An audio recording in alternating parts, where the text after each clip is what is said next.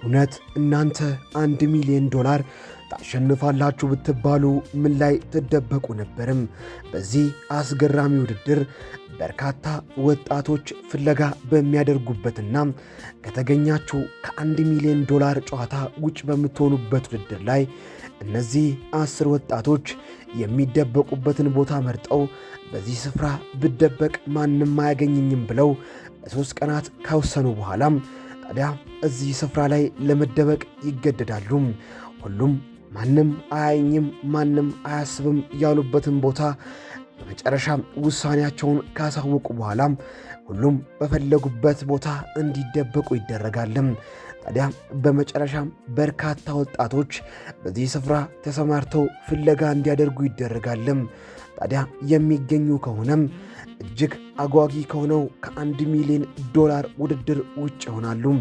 የምትመለከቷቸው ቦታዎች እነዚህ ወጣቶች ለመደበቅ የመረጧቸው ቦታዎች ናቸው።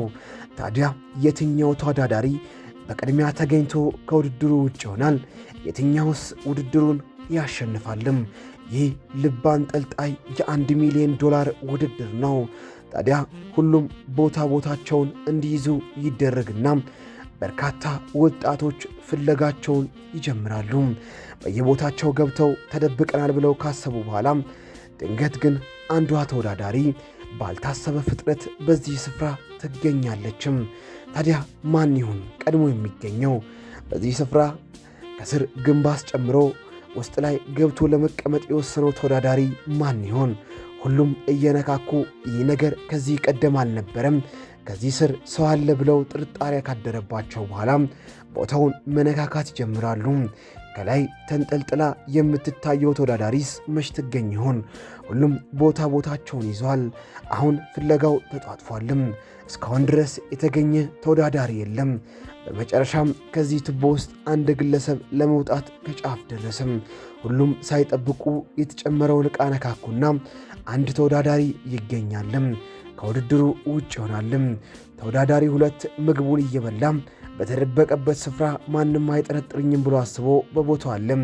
እዚህ ጋርም አዲስ ነገር አለ ብለው ጠርጥረው ወዲያው ተወዳዳሪ 4ን ከውድድሩ ውጭ ያደርጓታልም። ተወዳዳሪ 5 ደግሞ ከላይ ተንጠልጥላ ትታይ ነበርና ፊቷን በመመልከት እዛ ጋር ሰው አለ ብለው እሷንም ከውድድሩ ውጭ ያደረጓትም። ተወዳዳሪ 2 ግን እስካሁን ድረስ ምግቡን እየበላ ተዝናንቶ ማንም አያገኘኝም ብሎ ነበር። ነገር ግን የእሱ ሰዓትም ብዙም አልቆየም። ወዲያው ይገኝና ከውድድር ውጭ ይሆናልም። ታዲያ ከቤቱ ጥግ ላይ መደርደሪያ ውስጥ ገብታ የምትቀመጥ አንድ ሴት ደግሞ ልትገኝ ከጫፍ ደርሳለችም። ተማሪዎቹ አሰሳቸው እጅግ ከባድ ነው።